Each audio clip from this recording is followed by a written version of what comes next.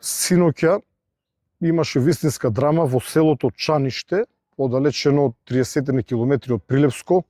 Огнот навлезе меѓу селските куќи, но според информациите кои што ги добив додека бев во селото, не е изгорена ниту една куќа во која живеат преостанатите жители во селото. Тоа е добра вест. Сите жители на селото ноќта ја поминаа во своите домови. Изгорени се неколку стари и напуштени куќи, можеби некои од нив повремено се користеле за престој на нивните собственици. Голема благодарност до прилепските пожарникари кои што пожртвувано се бореа со огнот и успеаја да спасат поголем дел од селото. Многу голема благодарност до доброволните пожарникари од Битола кои што беа ангажирани преку тимот за брз одговор на дирекцијата за заштита и спасување и работеа цела ноќ, работат дури и сега, изгаснаа огромна површина од пожарот и мислам дека денес овој пожар ќе го ставиме под целосна контрола, иако дури и самиот се сомневав дека ќе успееме во оваа намера. Пожртвувано гасење во текот на целата ноќ.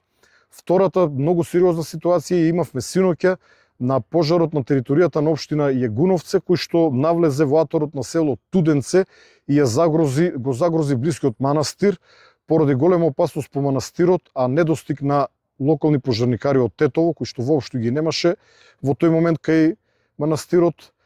Упатив неколку тимови на дирекцијата за заштита и спасување, и тоа од Гостивар, составено од доброволци од Гостивар, од Скопје, конкретно од доброволното друштво Чаир од Скопје, кој што исто така заминаа на терен, но и едно доброволно друштво Тетово, кое што не е ангажирано преку дирекцијата, но со мој согласно се вклучи во гасење, односно заштита на манастирот и гасење на пожарот.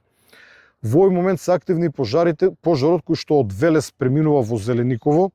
Голема благодарност до велешките пожарникари кои со ползење и пробивање низ екстремно густа вегетација, полна со трња, изложувајќи се при тоа на ризик, бидејќи одеа покри самата огнена линија, значително го намали овој пожар и ги заштитеа две загрозени села за кои што постоеше опасност пламените јазици да навлезат во нив.